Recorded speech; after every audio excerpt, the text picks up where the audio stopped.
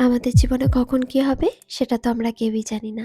এই যেমন আজ সকাল থেকে সারাটা দিন এত সুন্দরভাবে কাটালাম আর মাঝরাতে গিয়ে ভর্তি হলাম হসপিটালে।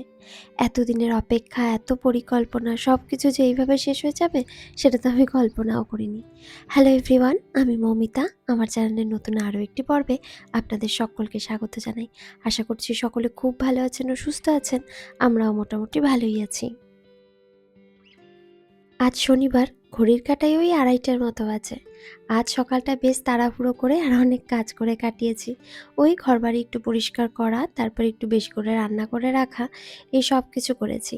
আর এখন মনিদি এই যে একটু ইডলি, সাম্বার, রসম সব কিছু বানিয়েছিল, আমাকে দিয়ে গেল। বলল যে তোমার তো এখন কি খেতে ইচ্ছা করছে কি না করছে বুঝতে পারছি না, তবে এই যে টক তোমার ভালো লাগে তার জন্য আমি একটু রসম, সাম্বার, ইডলি বানিয়েছি, তোমাকে দিয়ে গেলাম। একদম গরম গরম আছে। আমি একটু খেয়ে দেখবো আর ইভানকেও বলবো একটু খা। ইভানও আবার এই দেখেছি ইডলি খেতে খুব পছন্দ করে। ও আবার চিনি দিয়ে ইডলি খায় জানেন। সে যাই হোক, এখন আমি একটা প্লেটের মধ্যে নিয়ে অল্প একটু খাবো, কারণ এরকম টক জিনিস দেখলে আমি আবার আমার নিজের লোভ সামলাতে পারি না। যদিও কিছুক্ষণ আগেই ভাত খেয়েছি, তারপরেও দেখে মনে হচ্ছে না একটু খেতেই হবে। একটা প্লেটের মধ্যে ওই অল্প কয়েকটা নেব, আর ইভান যদি খায় ওকে একটু আমার থেকেই দেবো। তবে মনে হচ্ছে না ও খাবে, কারণ ও তো এই কিছুক্ষণ আগেই ভাত খেয়েছে। আর এই সমস্ত জিনিসপত্র যা পেয়ে গেছি, আজ তো সন্ধ্যাবেলা আমাকে স্ন্যাক্সও বানাতে হবে না। আর ওই যে আমি বললাম একটু বেশি করে খাবার বানিয়ে রেখেছি, রাতের বেলা শুধু পরোটা বা রুটি কিছু একটা করলেই চলবে। আর এত সুন্দর খাবারগুলো থেকে গন্ধ ছাড়ছে, মনে হচ্ছে যেন সবটাই খেয়ে ফেলতে পারবো। তবে এখন তো খুব বেশি খাবার একসঙ্গে খেতে পারি না, ওই অল্প অল্প করে একটু একটু করেই খাবার খাই। সোনিয়া কি দিয়ে গেছে দেখেছো বাবা? কি কি দিয়েছে বলো তো? I don't know. You don't know? What is this? এটা নারকেলের চাটনি। Okay. ইডলি। হ্যাঁ? ইডলি। ইডলি? এখানে দেখ, এদের রসম দিয়ে গেছে। তোর ভালো লাগবে না হয়তো। ইডলি চাটনিটা ভালো লাগবে বাবা। ইডলি খাবি? একটু খাবি? একটুখানি টেস্ট করে দেখ। একটুখানি টেস্ট করে দেখ। একটু। ওকে। গুড? গুড। না, আমার দিকে একবার খেয়ে দেখো। দাঁড়া, এখনো হয়নি। দেখো তো কিরম কিরম। পরে খাবো, ওকে? একটু পরে খাবো, ওকে?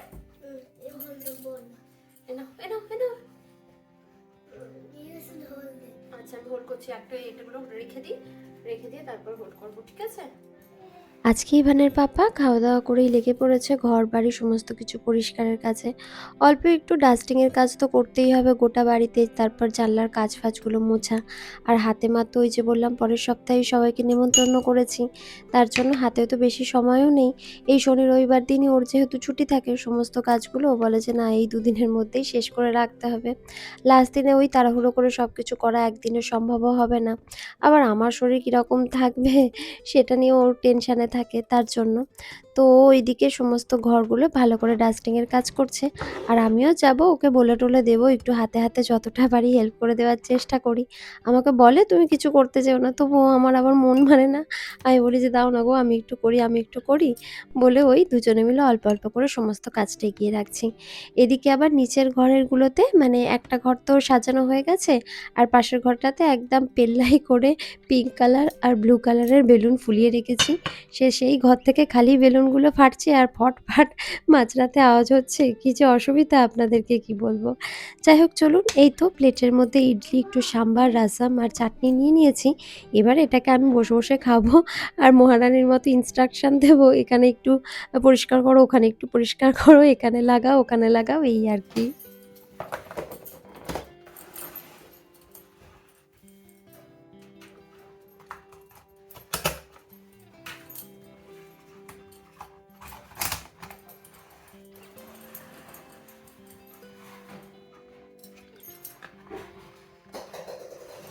আর এই তো আমি আমার প্লেটে মোটামুটি যতগুলো পেরেছি নিয়েছি, আর বাকিটা ঢাকনা বন্ধ করে ফ্রিজের মধ্যে রেখে দেবো। সন্ধ্যাবেলা যখন খাওয়া হবে তখন আবার একটু গরম করে নিলেই চলবে। And hi there. And hi.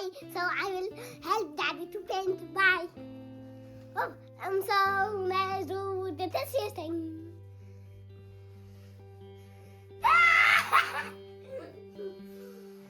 Do you love me?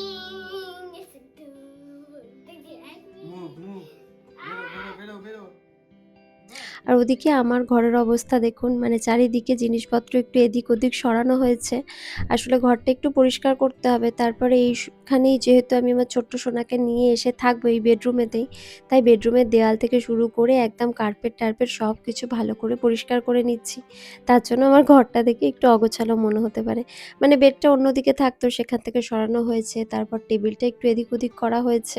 আবার দেওয়ালের মধ্যে ওই যে ইভান সমস্ত স্টিকার মেরে রাখতো, ওইগুলোকে তুলে তুলে আবার ইভানের বাবা বলছে যে, "তুমি তো নতুন ক্লাসে উঠে যাবে, তখন আবার নতুন নতুন স্টিকার লাগাতে হবে। এই স্টিকারগুলো তুমি একটা কাজ করো, তোমার খাতার মধ্যে লাগিয়ে রাখো।" তো যত স্টিকার দেওয়ালে ছিল সেগুলো আবার ও খাতার মধ্যে লাগিয়ে নিচ্ছে। আর এই দিকটা হচ্ছে তোমার জানলার যে দিকটা ছিল সেদিকটা পরিষ্কার মোটামুটি হয়ে গেছে।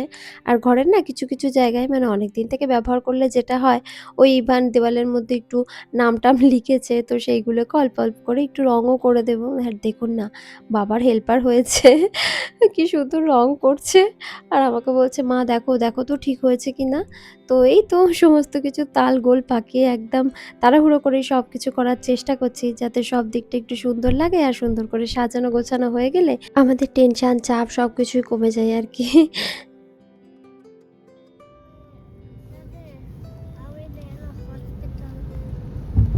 Yes, in 20 minutes maybe.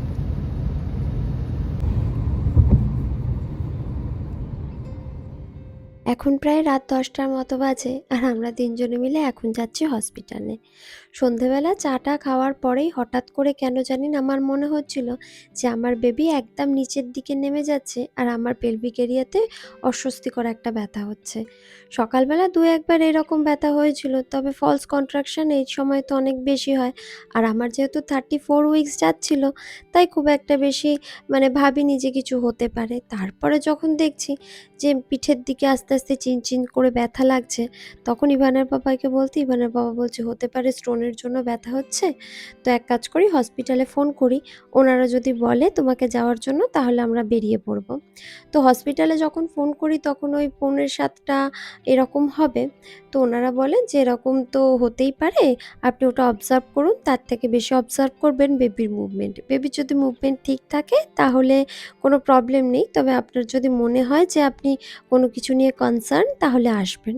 তো এরকম করে রাত 9:30টার সময় আমার না পেনটা খুব বাড়তে শুরু করে এবং কেন জানি না আমার মনের মধ্যে একটা ভয় কাজ করছিল যে এটা আমার কন্ট্রাকশন হচ্ছে না আমার কিডনি স্টোনের জন্য পেন হচ্ছে, সেটা তো বুঝতে পারছি না। তার থেকে চলো হসপিটালেই যাই। তো ওই 10টার সময় ক্যাব বুক করে আমরা ৩ জনে মিলে এসেছি। আর এখন দেখছি আমার ব্যথাটা যেন আস্তে আস্তে বেড়েই যাচ্ছে। তো বেবির মুভমেন্টও এবং কমে কমে আসছে। তো তার জন্য আমি অনেক বেশি ভয় পেয়েছিলাম। আর দেখুন না, এখানে আসার পর ওনারা আমাকে অ্যাডমিট করেছেন। আর পেটের মধ্যে দুটো ছোট ছোট ওই গোল গোল অনেকটা ডোনাটের মতো মেশিন দিয়ে আর বেল্টের মাধ্যমে আটকে রেখেছেন। সেখানে ওনারা দেখছেন যে বেবির মুভমেন্ট ঠিক আছে কিনা, বেবির হার্টবিট কি আছে, আমার কন্ট্রাকশনটা কত ফ্রিকোয়েন্টলি হচ্ছে বা কতটা তীব্র হচ্ছে, এই সমস্ত কিছু। আর এই যে হাতে একটা বাটন দিয়েছে, আমি যখন ফিল করতে পারছি বেবির মুভমেন্ট তখন যেন আমি একবার একবার করে ওটা প্রেস করি, তার জন্য। আর এখানে ওই যে একটা বার্জারও দিয়ে গেছে যাতে আমার যদি কোনো হেল্প লাগে আমি এই বার্জার প্রেস করে কোনো নার্স বা ডক্টর যে কারোর থেকে আমি হেল্প নিতে পারি। ইভানের পাপা ইভানকে নিয়ে গেছে আমাদের পরিচিত এক বন্ধুর বাড়িতে। আসলে আমরা তো সবসময় ওকে নিয়েই হসপিটালে যাওয়া বলুন বা সব কিছু করেছি। ভাবিনি এইভাবে অ্যাডমিট করে নেবে, তার জন্য ওকে নিয়েই এসেছিলাম। এখন তো এখানে ও অ্যালাউড নয় আর অনেক রাতও হয়ে গেছে। তার জন্য ওনারা বললেন আপনাদের পরিচিত কারোর কাছে ওকে যেন রেখে আসি। তাই এখানে একজন বন্ধু আছে, ইভানের পাপা ওকে বলল যে, "যদি ইভানকে রাখি আজ রাতের জন্য তাহলে খুব ভালো হয়।" ওনারা তো সঙ্গে সঙ্গেই বলেছে, "তোমাকে আসতে হবে না, আমি গিয়ে ইভানকে আনছি।" তো ওই যে উনি এসেছিলেন, ইভানের পাপা নিচে ইভানকে ওনার সঙ্গে বাড়িতে পাঠিয়ে দিল আর ওকে বলল, "সোনা ছেলে হয়ে থাকবে, ভালো Visa হয়ে count করার থাকবে," জন্য এই কন্ট্রাকশন আরকি। না না, বেবি বেবির কাউন্ট। মুভমেন্ট কাউন্ট করার জন্য। ওকে।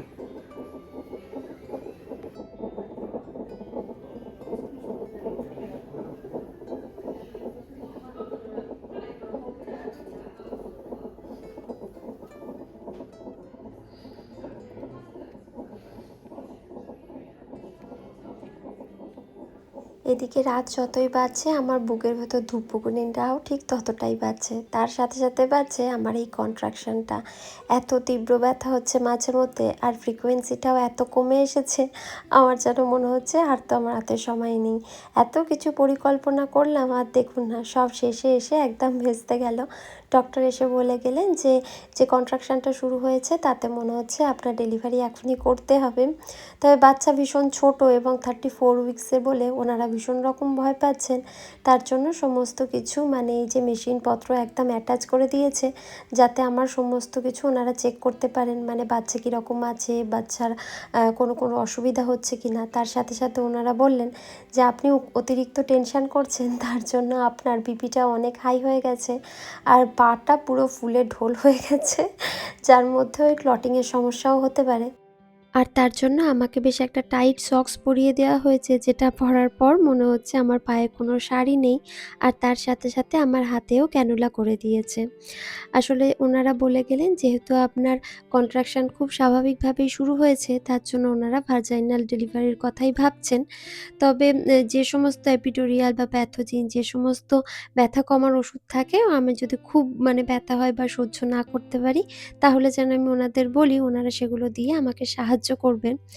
তবে আমার মনের মধ্যে এই যে মেশিনপত্র এত কিছু, ব্যথা সহ্য করা সমস্ত কিছু নিয়ে ভীষণ রকম ভয় কাজ করছিল। আর এই অতিরিক্ত টেনশনের কারণে বিপি সবসময় হাই ছিল।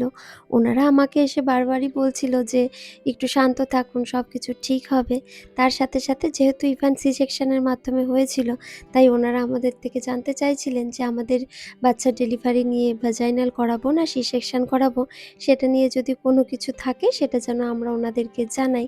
তবে আমরা ওনাদেরকে এটাই বলেছিলাম যে যেটা আমার বেবির জন্য সেফ হবে আপনারা সেটাই করুন। তার সাথে সাথে যেহেতু বেবি খুব ছোট ছিল, তার জন্য ওনারা অনেক বেশি মনিটর করছিলেন যে সব কিছু ঠিক আছে কিনা, এবং ওনারা এটাও বলেন যে আপনি যতক্ষণ পারবেন এবং বাচ্চা যতক্ষণ ঠিকঠাক থাকবে ততক্ষণ আমরা চেষ্টা করব ন্যাচারাল বার্থের জন্য। আর যদি দেখি কোনো প্রবলেম আছে বা বেবির হার্টবিট কমে যাচ্ছে, তাহলে আমরা সি সেকশন করে দেব। কখন থেকে ব্যথা হচ্ছে বাবা? এটা তো হবেই, কিছু করার নেই।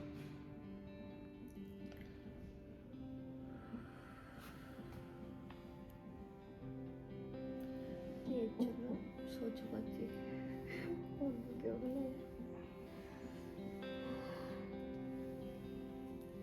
তার সাথে ঝগড়া হয়ে যেত আমার।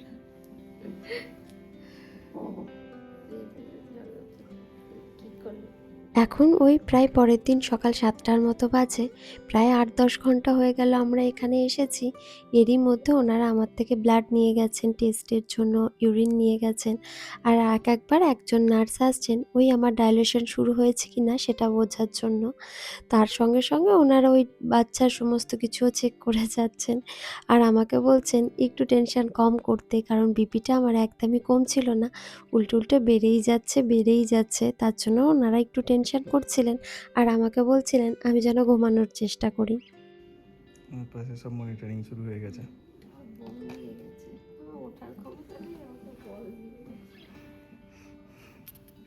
বলে করে কি খেলবে নাকি? ওঠার ক্ষমতা নেই, আমাকে বলছে বলের মধ্যে বসো।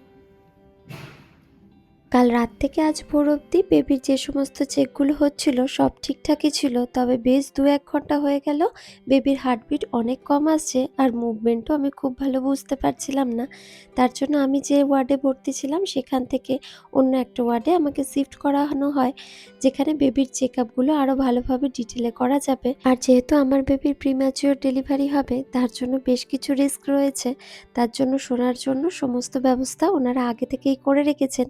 আর এটাও বলে রেখেছেন যদি এনআরসিইউতে ভর্তি করতে হয় তাহলে ওনারা ওই সমস্ত কিছু দায়িত্ব নিয়ে করে দেবেন, আমরা যেন একদম টেনশন না করি। তো এই যে এই রুমটার মধ্যেই এখন আমি থাকবো। এখানে একটা আলাদা সেপারেট বাথরুম রয়েছে, একটা বেসিন এরিয়া রয়েছে, আর ছোট্ট সোনা যেখানে থাকবে তার জন্য একটা বেড রয়েছে, তার মধ্যে হিটার, আর যদি কোনো অসুবিধা থাকে তার সমস্ত রকম ব্যবস্থা করা রয়েছে। আমার যে কি ভয় করছে, বুকের ভেতরটা খুব ধুকপুক করছে, তার সাথে সাথে এত বেশি ব্যথা হচ্ছে আমি মাঝে মধ্যে সহ্য করতে পারছি না। আর আমার সাথে সাথে ইভানের বাবারও অনেক বেশি টেনশন হচ্ছে, যেটাও মুখে বলতে পারছে না। এখন ব্যথা নেই, একটু কমে গেছে, তার জন্য দেখাচ্ছি তোমাকে। আমার থেকে বেশি টেনশন তোমার হচ্ছে না? সবারই টেনশন হচ্ছে এগুলো বৃষ্টিটাই আমার আমার আমার যা কষ্ট হচ্ছে সেটা তো হচ্ছে, আমার খালি ভাবছি ইভান কি করছে। আর এরই মধ্যে নার্স আমাকে এসে বলে যে সমস্ত কিছু আবার পেটের মধ্যে লাগিয়ে ওই 1 ঘন্টার মতো শুয়ে থাকতে হবে। তার যা রিপোর্ট আসবে সেটা ডক্টর দেখে সমস্ত ধরনের সিদ্ধান্ত নেবে। তো চলুন আপাতত 1 ঘন্টার জন্য রেস্ট নিই। পরবর্তী ভিডিওতে আপনাদের সঙ্গে দেখা হবে। আপনারা সবাই খুব ভালো থাকবেন, সুস্থ থাকবেন। দেখা হচ্ছে খুব শীঘ্রই।